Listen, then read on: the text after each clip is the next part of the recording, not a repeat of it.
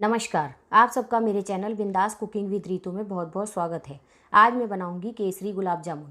केसरी गुलाब जामुन मैंने वसंत पंचमी के अवसर के लिए तैयार किए हैं। वसंत पंचमी माँ सरस्वती का त्यौहार होता है। माँ सरस्वती विद्या और बुद्धि की देवी हैं। हमें इस दिन माँ सरस्वती को भोग जरूर लगाना चाहिए। वो हमारे बच्चों को विद्या और बुद्धि देने वाली होती हैं। आप भी इस दिन कोई ना कोई रेसिपी ज़रूर बनाएं। मैं और भी ऐसी रेसिपी लाऊंगी। केसरी गुलाब जामुन बनाने के लिए मुझे चाहिए 225 ग्राम खोया जो मैंने धाप वाला लिया है, 75 ग्राम पनीर, 50 ग्राम मैदा और कुछ ड्राई फ्रूट जिसे हम बारीक काट लेंगे। ये हम फिलिंग वाले गुलाब जामुन बनाएंगे। और मैंने कुछ केसर के स्टैंड्स भी लिए हैं। सबसे पहले हम एक बाउल के अंदर अपना मावा, पनीर और मैदा तीनों चीज़ों को ट्रांसफ़र कर लेंगे। मैंने पनीर डाल दिया है। अब हम इसके अंदर मैदा ऐड कर लेंगे। अब हम हल्के हाथ से इसे मलना शुरू करेंगे जब तक ये एकसार ना हो जाए। ये बहुत ही जल्दी 5 मिनट के अंदर बहुत ही अच्छा और सॉफ्ट डो बनकर तैयार हो जाएगा। हमें इसमें बहुत ज़्यादा प्रेशर नहीं लगाना है, बस हमें इतना ध्यान रखना है कि इसके अंदर कोई दाने या क्रैक्स ना हो। पनीर होने के कारण ये गुलाब जामुन बहुत ही ज़्यादा टेस्टी और स्पॉन्जी बनेंगे। अब हम इसके अंदर से थोड़ा सा मटेरियल 2 चम्मच के लगभग अलग निकाल देंगे और उसमें अपने कतरे हुए ड्राई फ्रूट्स ऐड कर देंगे। इस तरह से अब हम इसके अंदर ये सारा सामान ऐड कर देंगे। मैंने काजू, बादाम, पिस्ता और किशमिश जिसे मैंने 2-2, 3-3 टुकड़ों में काट लिया है। इस तरह से अब हम इसका एक डो तैयार कर लेंगे। इसके अंदर ही हम केसर भी ऐड कर देंगे। केसर से इसका बहुत सुंदर केसरी रंग आएगा। अब आप चाहें, अगर आपको केसर का रंग थोड़ा कम लग रहा हो तो आप इसके अंदर 1 पिंच के बराबर ऑरेंज कलर डाल सकते हैं, जिससे इसके अंदर बहुत सुंदर संतरी रंग आ जाएगा। इस तरह से हमने डो बनाकर तैयार कर लिया। अब हम इसकी छोटी छोटी गोलियां तैयार करेंगे इस तरह से, क्योंकि ये गोलियां हमें गुलाब जामुन के अंदर फिल करनी है। इस तरह से मैंने सारी गोलियां बनाकर तैयार कर ली हैं और इतने सामान में लगभग 18 के लगभग गुलाब जामुन तैयार होंगे। इस तरह से पहले हम सारी गोलियां तैयार कर लेंगे। अब हम अपने डो की तरफ जाएंगे। अब हम एक प्लेट के अंदर वो डो लेंगे और नींबू के आकार के गोले बनाकर इस तरह से एक एक गोली को उसमें रख देंगे और गोल करके प्लेट में रखते जाएंगे। अभी हमें बहुत ज़्यादा परफेक्शन की ज़रूरत नहीं है, क्योंकि तलने से पहले हम इन्हें एक बार और गोल करेंगे। तो बस आप इस तरह से लोइयाँ तोड़ तोड़ के उसके अंदर गोलियाँ ऐड करके और रखते जाइए और गोल गोल करके इसे रखते जाइए। इस तरह से हम सारी गोलियां बनाकर तैयार कर लेंगे। बहुत अच्छे गुलाब जामुन बनेंगे। अगर आपको इस समय ऐसा लगता है कि थोड़ा आपका मावा चिपचिपाए तो आप इसके अंदर आधा चम्मच के लगभग मैदा और ऐड कर सकते हैं। वैसे मुझे ज़रूरत नहीं पड़ी है। इस तरह से मैं आपको एक और बना के दिखा रही हूँ। इस तरह बहुत सुंदर गोलियाँ बनकर तैयार हो जाएंगी। ये सब नींबू के आकार के हैं और 18 गोले बनकर तैयार हुए हैं। इस तरह से हमने सारी गोलियाँ तैयार कर ली हैं। अब हम चाशनी तैयार करेंगे। मैंने आधा किलो चीनी के अंदर 400 ml पानी मिलाकर इसे गैस पर उबलने के लिए रख दिया था।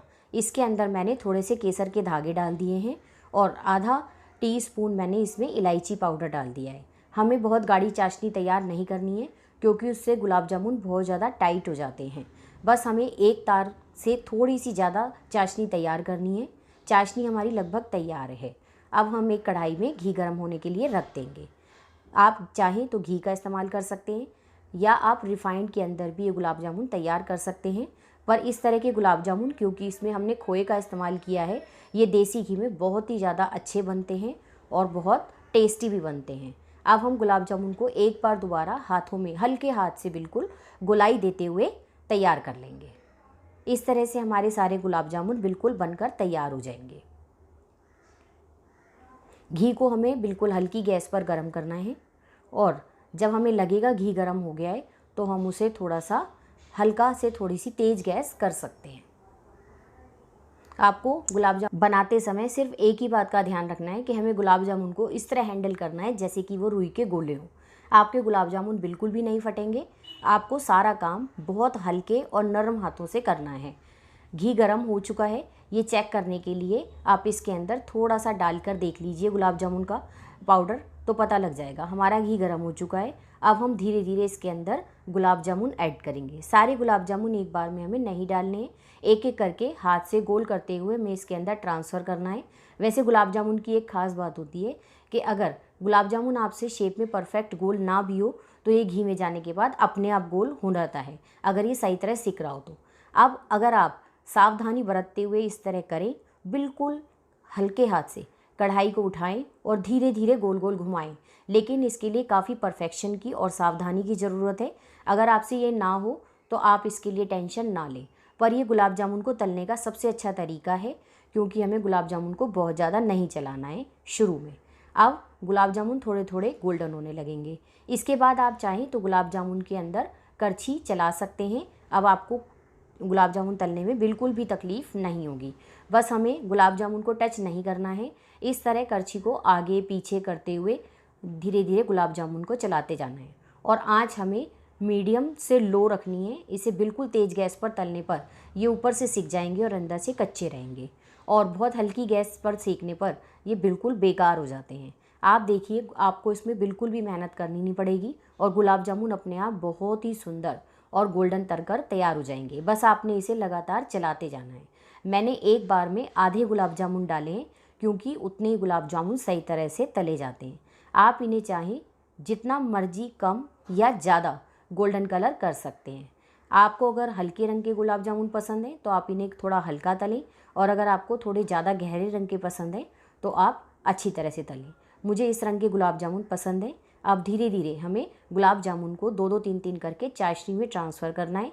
चाशनी गर्म होनी ज़रूरी है। ठंडी चाशनी में गुलाब जामुन नहीं ट्रांसफ़र किए जाते, वरना गुलाब जामुन दब जाते हैं इस तरह से। और चाशनी में इतनी होनी चाहिए जितने कि गुलाब जामुन आराम से तैरते रहें। अब हम इसी तरह से अपने बाकी के गुलाब जामुन भी फिर से कढ़ाई में डालेंगे और उन्हें हल्के हाथ से तल लेंगे। बिल्कुल उसी तरह से दोबारा कढ़ाई को घुमानी है। अगर आपसे कढ़ाई घुमाने में तकलीफ़ हो रही हो तो आप कढ़ाई घुमाएं ना, बहुत ही हल्के हाथ से करछी को धीरे धीरे घी में चलाएं। बस करछी गुलाब जामुन को टच नहीं करनी चाहिए। थोड़ी देर के बाद जब इनका रंग बदलने लगेगा और ये सारी तरफ से सिक जाएंगे तो आप करछी को टच कर सकते हैं। ये गुलाब जामुन बनाने का सबसे अच्छा तरीका है। ना तो आपके गुलाब जामुन फटेंगे और ना ही अंदर से कच्चे रहेंगे, पूरी तरह सिक भी जाएंगे और बहुत सुंदर रंग भी आएगा। इस तरह से मैंने गुलाब जामुन का दूसरा बैच भी तलकर तैयार कर लिया है। अब आपको पता चल गया होगा कि आप घर में ही बड़ी अच्छी तरह से गुलाब जामुन बना सकते हैं, और जब आपका मन हो आप बनाकर खा सकते हैं। इसके अलावा गुलाब जामुन हम दूध के पाउडर से, सूजी से, किसी भी चीज़ से बना सकते हैं। मैं आने वाले समय में आपके लिए तरह तरह के गुलाब जामुन बनाकर पेश करूँगी। अभी कल वसंत पंचमी का दिन है, तो मैं और 1-2 रेसिपी आपके लिए वसंत पंचमी की लाने की कोशिश करूँगी। आप सबका मेरी वीडियो को अंत तक देखने के लिए बहुत बहुत शुक्रिया, धन्यवाद। प्लीज़ मेरे चैनल को लाइक और सब्सक्राइब ज़रूर करें और बेल आइकन को भी प्रेस करें, ताकि मैं आपके लिए आगे भी इसी तरह अच्छी अच्छी वीडियोज़ लाती रहूँ। धन्यवाद।